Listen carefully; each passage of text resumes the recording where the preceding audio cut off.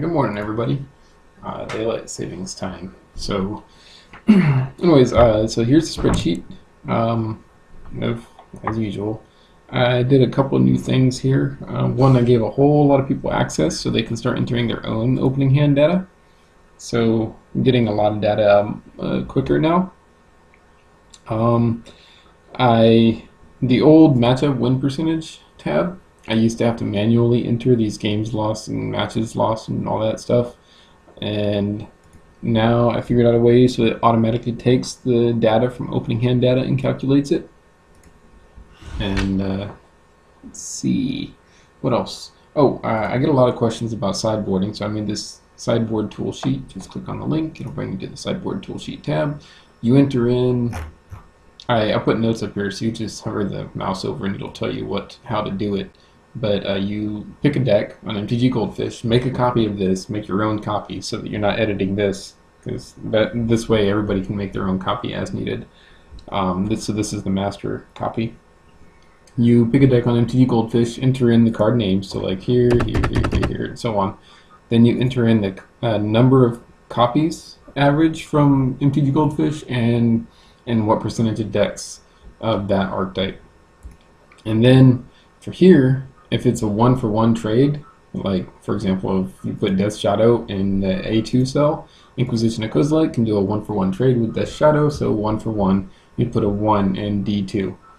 Now, if in the case of like Ensnaring Bridge or Pithing Needle, one copy of Bridge or one copy of Needle could neutralize all copies of a card. So if this was Mishra's Bauble in A2, one Pithing Needle could shut off all Mishra's Baubles. So I explained it in here, right here on D2. You put B and then the row number times B times in the row number, so you're multiplying that same number twice, times C in the row number, or that's deck percentage. So for example, Pithing Needle, if this were a Mishra's Bauble,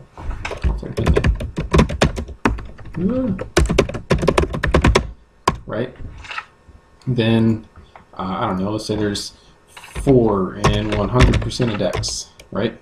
For Pithing Needle, we'll shut off all of them, so equals B2 times B2 times C2. And it automatically calculates the value. So that will add up on, you go all the way to the bottom here, and it'll calculate all those, sum it all up, and then right here, Pithing Needle automatically checks that block right here, so 64. So pre-board, I have 3 times that, and that's how good it could be. The more that it neutralizes, the higher the score will be, the better this score will be. So the pre and post board, like let's say I have 0 Pithing Needles post board, I'll have right here post, it'll decrease my score here. So far I have 57 cards in my deck, but I have 0 right here. So the better that the cards are against the opponent's deck, the higher score you'll have. And of course you can change the numbers here for your sideboard and try to make it so these numbers are as high as possible, pre and post board, for your metagame.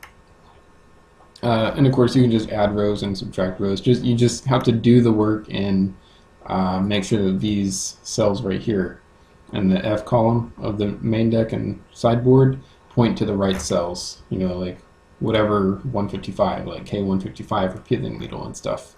Yeah, and you just try to tweak those numbers and make them as high as possible.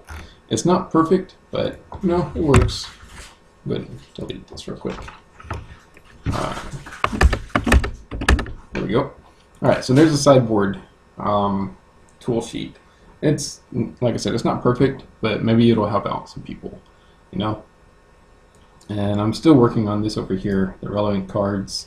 It's not quite finished yet. Let's see. And you can add rows and stuff in here. If anybody needs help with this, just message me or find me in the MTG Salvation IRC channel, and I'll try to help you out and walk through it. Okay, that's about it for the spreadsheet on sideboard tool sheet. got the data trends here. Jorge, and I hope I'm pronouncing that right, and the Facebook started helping me correct these, like these crazy ass what are those functions here, so that I don't have the divide by zero and all that anymore. And yeah, so it's still ranking it by the hands containing 0, hands containing 1, and the average change. And so the higher the change is from having none in hand to 1 in hand, the better it is. Of course, I highlighted the lands here because it turns out like having 3 or 4 lands is actually best. What else is there? Oh, and I added the average change with increase because sometimes you'll have skewed data. Like for example, where is it? I don't know, like Ethergrid, I guess. No, that. Oh, actually, I can click that. Some of the data will be slightly skewed. So what I did to try to fix that was I added the average change with increase, and if these numbers are positive and these numbers are positive, if the numbers in K and the numbers in D are both positive, that's usually a pretty good sign. It's like Ancient Stirrings is pretty good. Looks like Mishra's Bauble is pretty good. I don't have a whole lot of sample though, unfortunately, so that can change. Pithing Needle turns out to be pretty good. This right here, it's kind of skewing it a little bit. But yeah, like Lantern, of course, is very, very good. And then Snaring Bridge, and if you have the lock, natural lock in your opener. And 1 Lantern 2 lock is pretty good as well. But so anyways, I hope that helps out. And yeah, if you do have any suggestions or anything, or you have any corrections, please let me know, and I'd love to try to make it better. Thanks for watching. I'm going to record some videos of games real quick and upload those as well.